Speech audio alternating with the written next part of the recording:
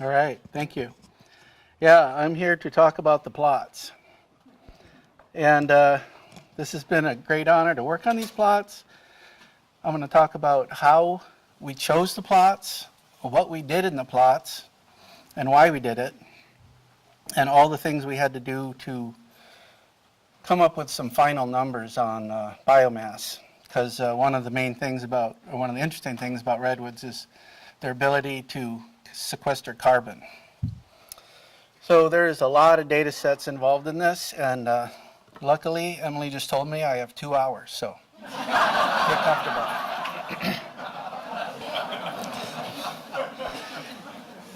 Anyway, these trees and forests are so large that a lot of the existing equations to predict things, which had been done in mostly other areas, weren't quite up to our standards, so we developed new ones for a lot of these.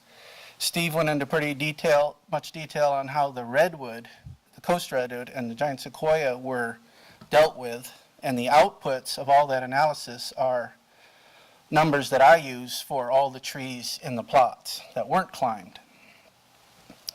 So you've seen this map a bunch of times, and one of the things that, the seed for this was more than 5 years ago, when the ideas of Save the Redwoods League, they had spent the last 90 years preserving these amazing forests up and down the coast. And then they asked the question, well, what's going to happen to these sites now that there's environmental change going on in California? And that's kind of where the start of this whole program was. I know now we're talking a lot about marginal sites and what's happening on all these other sites and all the sites that were logged already. But originally the idea was these amazing sites that we spent 90 years saving, what's going to happen to them? So that was the initial basis for this idea. And it's not an easy one, because we're looking at the whole range of 2 species. And our initial idea was we want to understand these trees from leaf to landscape, basically the whole shebang, the whole story. So to do that, you have to look at a number of things at different scales.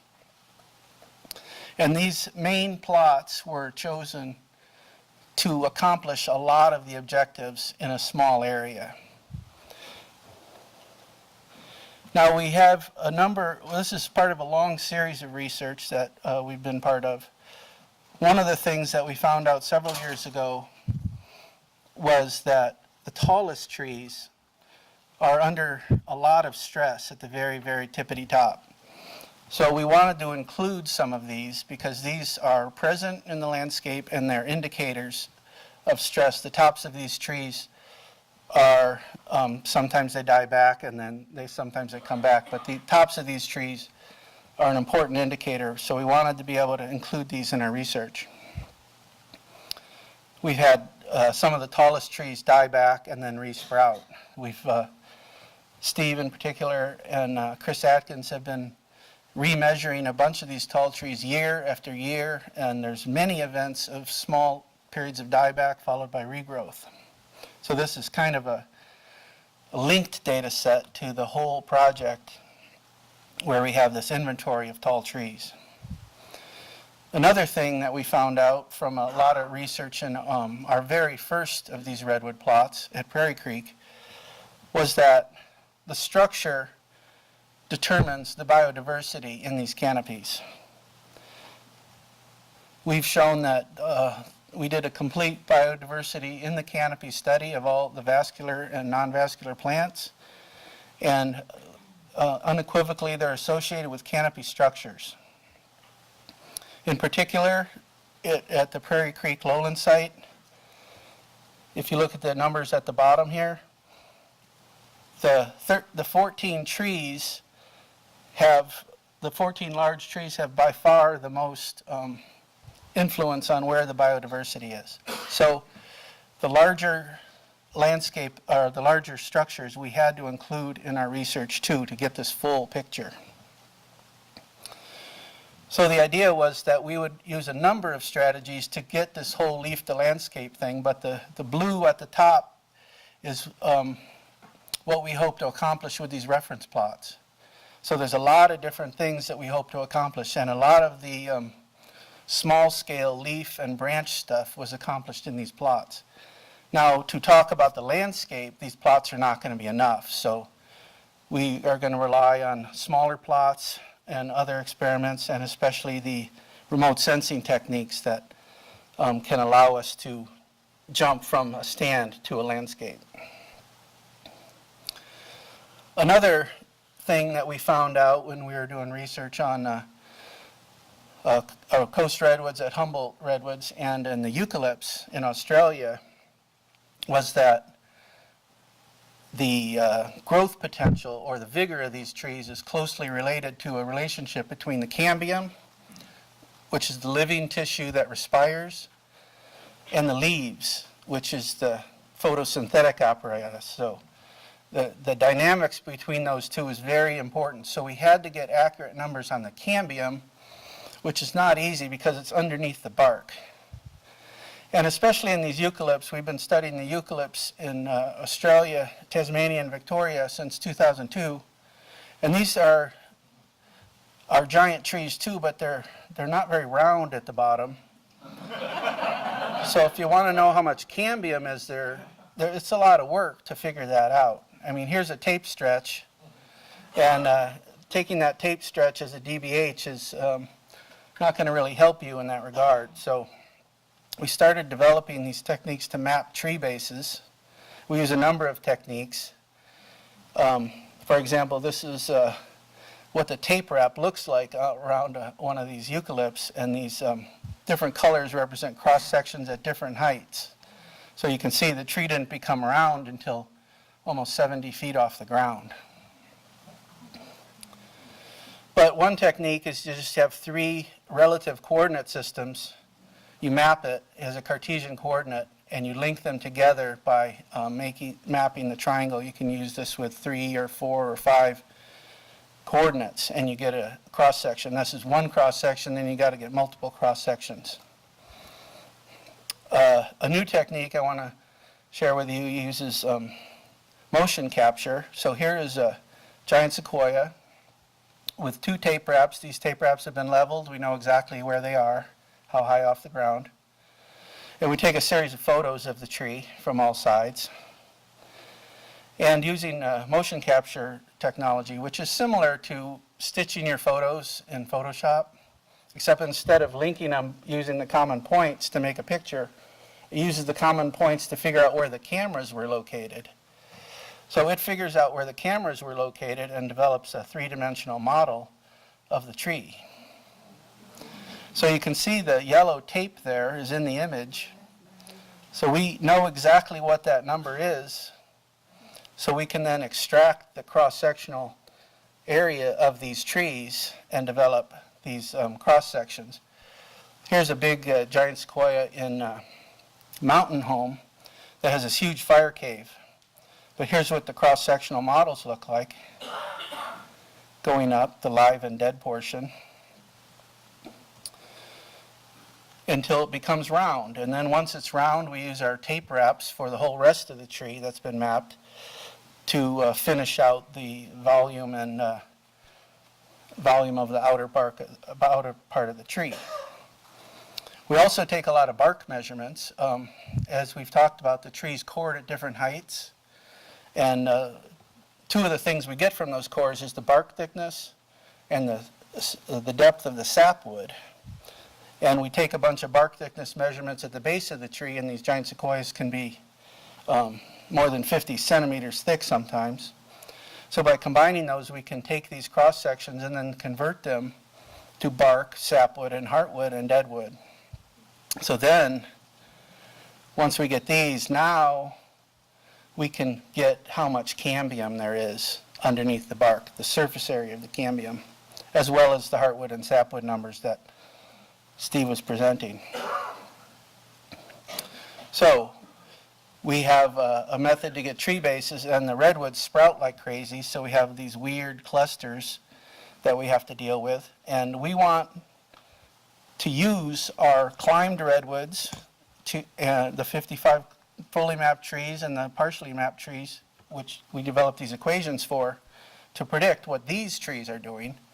And when they're in a cluster like this, you got to be able to get a diameter measurement that is representative of those trees that we modeled. So we have to map these. We have to map these structures. One example is shown. This is kind of our first step. Where's this laser at? Right here. Oops.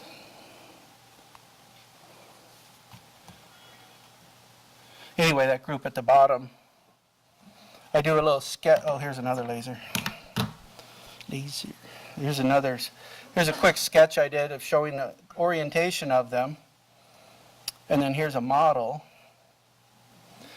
It's a group of trees. It's one clone, and you can see the middle tree fell out, probably after a fire. So there you get the whole structure, and then I can make cross sections of that. Fire often occurs in the middle of these stems because debris accumulates and the fire caves develop. Here's an interesting one. It's a giant burl with a bunch of trunks coming out of it. Here's my crude sketch and then the model of it. So we could use these to get to where the tree becomes round and then take all the other measurements from then on. Sometimes, here's the resultant of that messy tree. And some of these are very complicated, both parts living and dead. And the goal of this is to get up to where the tree becomes round. Then we can use our equations to predict the rest of the tree. But for that lower part, we have to rely on these. So sometimes we have to go up a bit to put our tree tag so that we get to a part that is representative. So we tag the trees. We tag all the trees because that's the only way you can be sure that the next time you visit to get growth, you're measuring it in exactly the same spot. And as Steve mentioned, we use the DBH as well as the DTB to predict this for the bigger redwoods. Turns out western hemlock also, the DTB is very important because hemlocks often have large buttresses because they grow on wood when they're young. And then the redwoods have the largest accumulations of wood of any forest type in the world, and we wanted to quantify that. And we used a couple of different methods. The line intercept method, which is very fast and very efficient, but all things in the forest, all biological things, the most variability is always at the large end.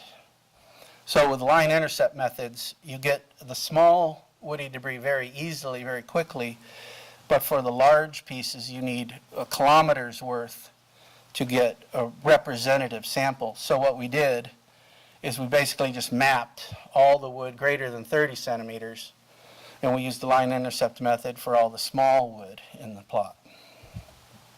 And so you can see some of these plots have a lot of wood. We also use models to predict the crown volume in these forests. We use simple geometric shapes, and we used the canopy crane originally when it was first erected to test some of these models. This is our model for coast redwood. We use a parabolic shape when they're young, a spheroid shape when they're old, and we use this.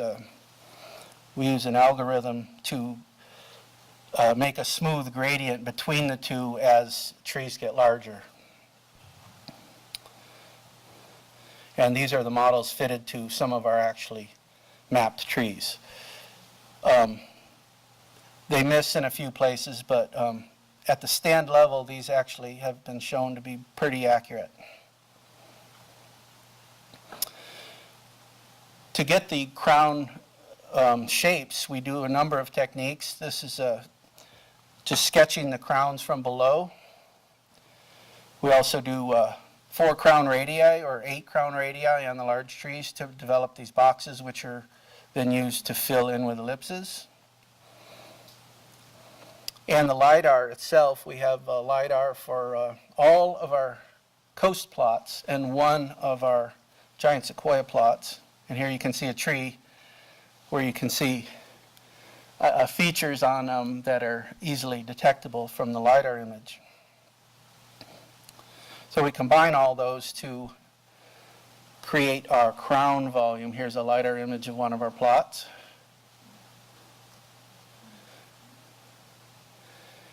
The LiDAR is a scanner from above, so its best resolution is the very top of the canopy, which just so happens to be the hardest part to see from the ground. You'll see that a number of features as you go into the crown become harder and harder to see. And in redwood forests, which are the densest forests, it's worse than most forests. But enough of the beams make it to the ground so that the actual ground level map is actually pretty good as well. Although again, our forests are the worst for all that. Let me show you that one more time. And if you look close near the ground level, you'll see these round objects, which are tan oak crowns.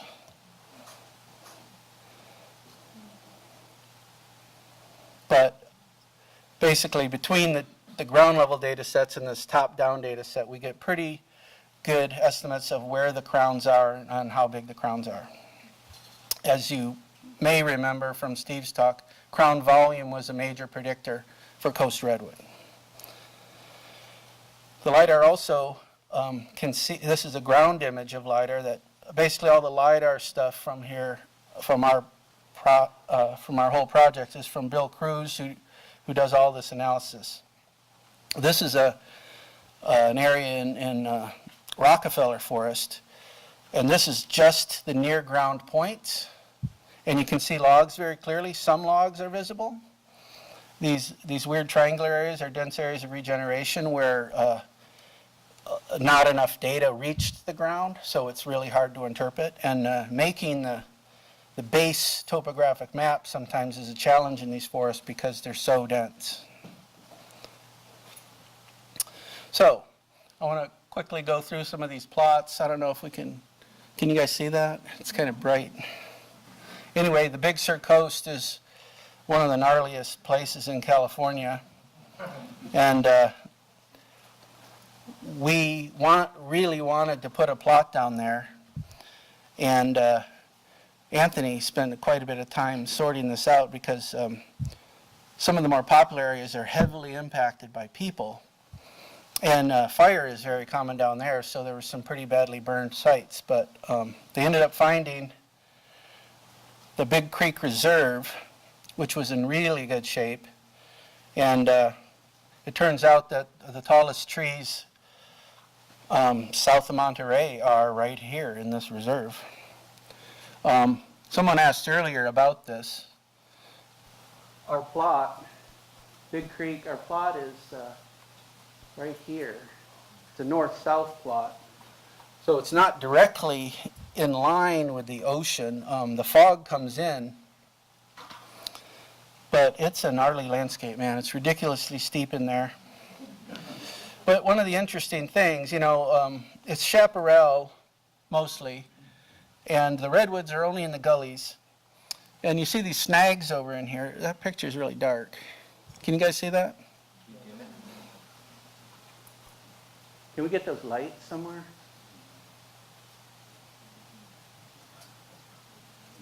Anyway, you can't see it. Well, there's a bunch of snags there, and they're redwood snags. And fire is very common in these landscapes, and it's interesting. You'll have a south-facing slope that's just bald, and you'll go around the corner, and you'll have redwoods. And in that margin, the redwoods will often burn. But the neat thing is, they don't die. We saw no evidence that the redwoods were dying and being replaced by chaparral. They basically kill everything above ground and then they just sprout. Or they don't quite kill everything above ground, but it was pretty interesting in some of these marginal sites that you can see that. There we go. Yeah. Wow. Yeah, there's some. These were burned up in, I think that, 94? 99 fire. But just green sprouts coming up all over the bases. Our main site is in this bowl-like shape created by a landslide, an ancient landslide. And you can see charcoal all over the trees, but the tops of the trees are quite healthy. There's very few dead tops in here. It's just really, really steep. We had Ethan on rope just to go over some cliffs to tag trees covered with poison oak. And here's one for Bill Libby. Here's the uber fastigiate redwood tree of the future where we can have 800 per acre.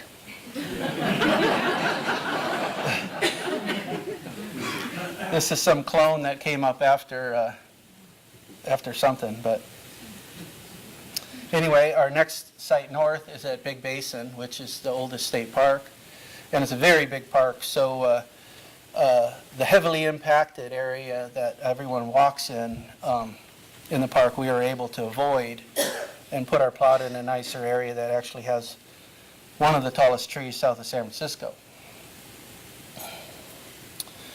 The San Francisco area made it difficult for us to find plots, but we really wanted to fill in this gradient of north to south. At the north end, we had no problem because nobody lives there. But in this area, we were toying between Muir Woods and Armstrong Grove, both of which are heavily impacted by people.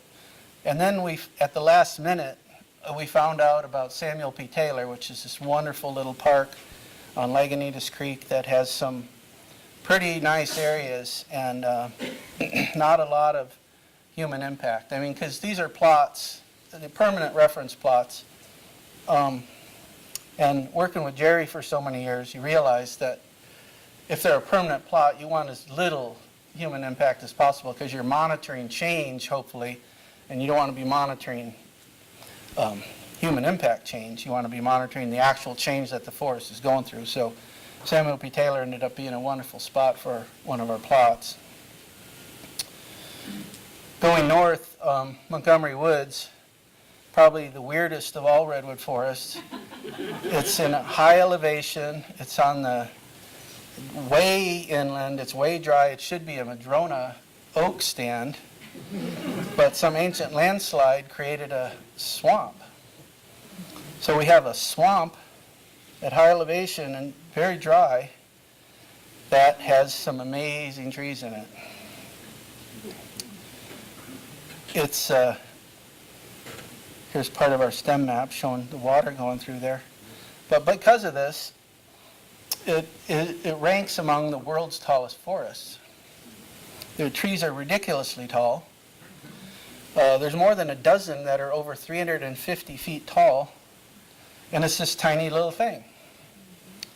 The landslide blocked it off at the end, and this is only 1 kilometer to here. That's it. But there's more than a dozen trees over 107 meters tall in there. And there was a big burn the year before we put the plot in, but luckily it was not where our plot was. But pretty impressive little stand. And some of the numbers I show later, you'll see this stand, and it will look very similar to this next stand at Humboldt Redwood State Park, which is the world's tallest forest. Rockefeller Forest is this 5-mile stretch. Now these LiDAR images, we purposely chose a color scheme here. You can see everything less than 70 meters is either blue or black. Okay? It's about 220 feet. So there's Bull Creek, which is Rockefeller Forest, coming into the Eel River. And this stand just has so many tall trees. It's more than 200 over 340 feet. And you've probably all been in there. It is one of the most amazing redwoods, especially if you're going to take pictures. Because in some ways, the northernmost redwood stands are the most amazing, but there's so many shrubs, it's really hard to take pictures unless you're up above the ground. And then as we go north, the rainforest plots, the crown jewels, I think, are the Prairie Creek and Redwood National Park, and especially Jed Smith. probably the largest single patch of old forest left. And this is also the wettest places redwoods live, right on the coast, not far from Oregon. And the west-facing drainage here receives a lot of precipitation. A lot of Jed Smith flows into the Smith, and Mill Creek is over here, so a lot of it's blocked by this ridge, but this drainage here is really wet. So if you ever hike the Boy Scout tree trail, you'll see the wettest redwood forest. Okay, so those are the plots, and here's some of our stand numbers, starting with the Jed Smith upland plot, which is in that Boy Scout tree area. And a lot of these red numbers are world records. 26 trees per hectare over 3 meters in diameter. Basal area of almost 450 square meters. I don't know if that means anything to anybody, but the Wind River canopy crane, which is an old growth Douglas fir, was 130. And that's an old Douglas fir forest. So the total for all trees, live trees, is 460. The lowland plot in Jed Smith, also extremely impressive. The Redwood National Park upland stand, which the very first plot we put in of the modern plots, this is so far out there we had to basically camp on old logging roads for almost a month to put this in. It's way in there, but it has the highest crown volume both for redwood and as a forest in total. And to see what that looks like, here's all the crowns of each species stacked together, including huge accumulations of huckleberries, which one of our colleagues, Giacomo, had the pleasure to measure the basal diameter of each one.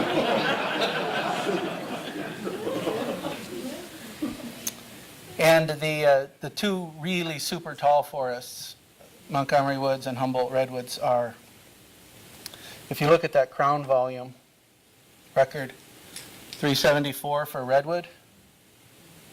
Look at what Rockefeller Forest is, almost the same number. Just immensely huge, and almost 40 trees over 2 meters diameter in a single hectare. The southern plots, which are shown here, don't have near as much coarse wood on the ground because of fire.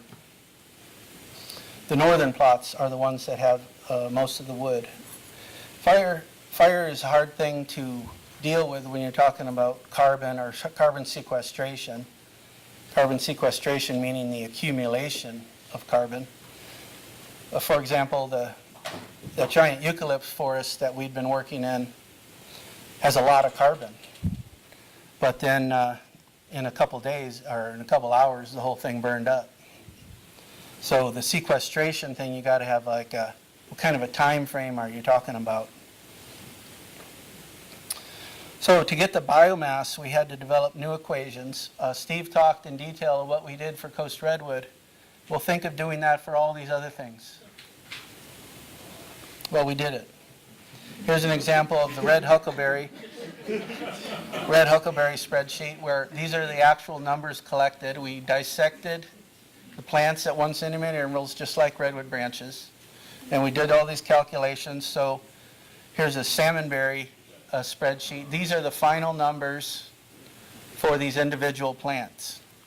The basal diameter and the height/length were used as the main predictors. And you can predict all these other values from that. So these are equations that basically are forever for anyone. No one will ever have to do this again, thank God. But here's the kind of things you get. Here's a foliage mass, green bark mass. A lot of these things have photosynthetic bark, which we want to keep track of because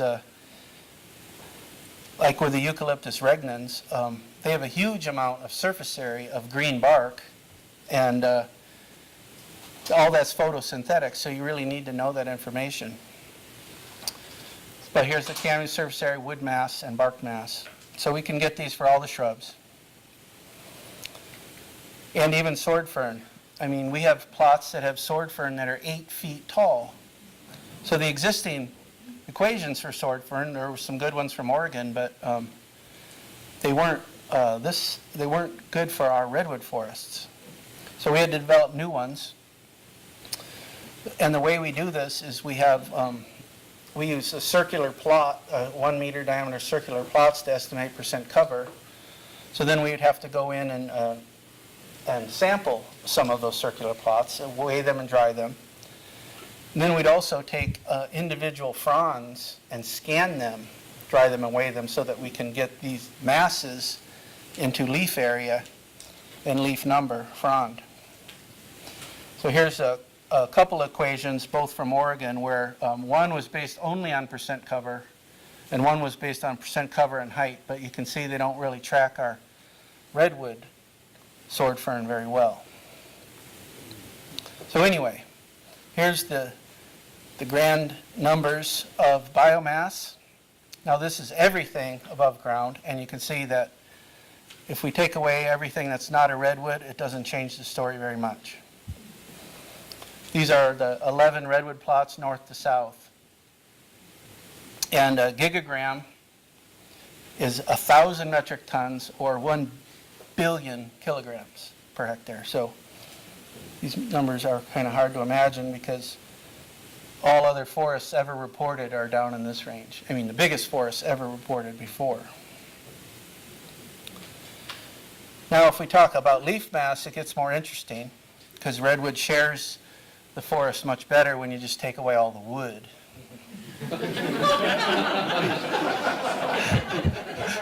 For example, check out sword fern. These are also world records, having total leaf masses of 7,000 kilograms per hectare is unheard of in any studies studying sword fern. And so you can see the dark here is western hemlock, which only shows up in the northern plots. And the tan oak, which is the purple, kind of takes over in the southern plots, except for these two super tall plots, which are just basically pure redwood. The Douglas fir is the orange, and that's kind of scattered. It's hit and miss. Although just about at all these forests, as soon as you get off the valley floor, the Douglas fir becomes more common. So we encountered several Douglas firs in the study. And Samuel P. Taylor, we had one actually that was over 80 meters tall, the tallest Doug fir in our whole study. And then the huckleberries, very huge huckleberries, especially in this plot. We had a huckleberry that was 22 centimeters in diameter, probably several hundred years old. But the other thing we wanted to quantify, that was all the live trees. We also wanted to quantify all the dead, because these forests have ridiculous amounts of dead wood. So we have all the standing snags and stumps were mapped along with the regular tree map using tags if they were solid enough to hold a tag. But we ended up making these footprints of the base so we could figure out how much wood is in. And then the logs themselves were measured at both ends, and usually we have to measure them 2 diameters, because a lot of these older logs are all flattened and stuff, or else they're a shard, and we get 2 diameters at both ends and the length to calculate the volume and use that. Here you can see some live and dead mixed together. Some of these logs are really hard to find. The northernmost plots, there's so much growth that you can't really see the ground very well, and actually you're not walking on the ground. You're walking on rotten wood, which is why I fell down so often. That's one reason. But yeah, some of it's hard to find. As you go south, it's easier to find the wood, and in the Sierra, the ground was very open. We could find very old decay class 5 logs very easily. Some some of these rainforest plots, it's an underestimate of how much wood is out there. The other thing is we had to develop a new classification system. The 5 decay class system developed in the Northwest for Douglas fir, which is great, and it's worked for decades. We had to modify it, though, because in redwoods, they spend centuries in this decay class 3 stage. Decay class 3 is when the bark and sapwood are gone, but the heartwood is still sound. Literally centuries. You've probably seen pictures of harvesting these giant old redwoods and logging and pulling out the log that was underneath them as well. So we developed this new one that has a diameter base, and in certain parts you have different decay classes. So we applied these to the different logs, and we developed a new masses for the deadwood based on this decay class system that we apply to each one of those in partitions. So this shows one of our plots, and just to show how much wood is on the ground. Some huge logs. Some of them are up to 4, even 5 meters in diameter. And the root wads themselves were modeled separately from the actual log. In many of these longer logs, we had intermediate diameters, so they were calculated in pieces. So here is the total above ground mass for the 4 wettest plots that had the most deadwood. This is the 2 Jed Smith plots and the upland plots at Prairie Creek and Redwood National Park. So the top number is the total above ground mass in gigagrams, or billions of kilograms per hectare. And the white number represents the 2 deadwood categories. So there's almost a gigagram, or slightly more than a gigagram, of deadwood in some of these stands. Now, when you think about carbon, we have all the numbers for carbon for bark, wood, branches, roots, and logs of different sizes, and leaves. And for most of the wood categories, it's right around 50%, or just a little bit under 50, 48, 49%. So you can basically divide these numbers in half for the amount of carbon. In our publication, we'll go into more detail on that. So basically, these the highest ever recorded on the planet before were down in this range here. Leaf area index is a quantity that's a very difficult quantity to measure, and it's somewhat misleading. What it means is the amount of meters of projected leaves in a cylinder over 1 meter of ground. So we have, these are also world records, the highest recorded, over 18 in one situation here. A lot of old growth forests in the Northwest, like Douglas fir forests, are in the 12, 13, 14 range, which is the highest I'd ever seen before. But when you think about leaf area in a forest, basically a tarp over a picnic table is a leaf area of 1. You have 1 square meter per square meter of ground. And a lot of young forests are kind of like that. They have a single canopy layer. And underneath that layer, it's very dark. What the forests do as they get older is they aggregate their foliage. No leaves can take advantage of full sun, so at the tops of the trees they aggregate. They try to shade themselves, which allows light to spill down to lower levels. And the penumbral effect, which is the effect that the sun is not a point, but it's a disk, means that the shadow underneath an object has an umbra, a tapered dark area, and a penumbra, a wide of diffuse light. And what these tall forests do is they partition these, they aggregate their foliage in partitions so that you can have multiple levels of leaves that are in light levels that are not full sun, but they're enough light so that they can keep living. So Henry Horn, who wrote the book, The Adaptive Geometry of Trees, back in the 60s, hypothesized that the highest leaf areas in the world would be very tall forests with very small leaves, and that's what we have. So leaf area indices of 15 to 18 here on our rainforest plots. Now, leaf area index is something that not a lot of people measure because it's ridiculously hard to measure accurately. And the destructive samples that allowed us to get whole tree numbers and bring it to a per hectare basis using these plots are one way to do it. They're the most accurate way to do it. But leaf area index is used by a lot of remote sensing folks as something they think they can measure from satellites and predict what's underneath. For example, here's some examples from the remote sensing groups that have tried to predict. Here's biomass and carbon of the whole United States, where the maximum is more than an order of magnitude smaller than those numbers I just showed you.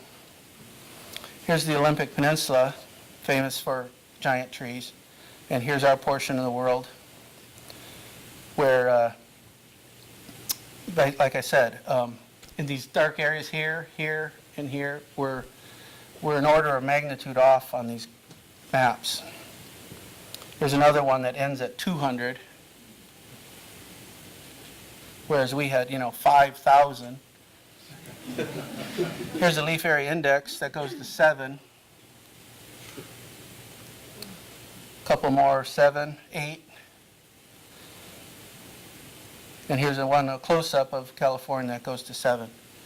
And you don't even see the black where our redwood stands are. Not that they did poor work, it's just that the maps are so detailed that they come across as truth. And I'm hoping that this kind of research will allow that admittedly tiny portion of the landscape, but it's a huge portion in terms of the total carbon or biomass portion, that we may be able to use something like our plots to help truth these a little bit more. And especially with our ability with LiDAR now in all of these plots, we will be able to detect signatures in our plots from the LiDAR and extrapolate to the entire park and beyond as we go forward here. So I'm just hoping that this research will lead to slightly more accurate predictions of the world from above. Here's a LiDAR map that ends where we first started our, Anyway, thanks for listening, and thanks to the 10 zillion people who helped collect this data.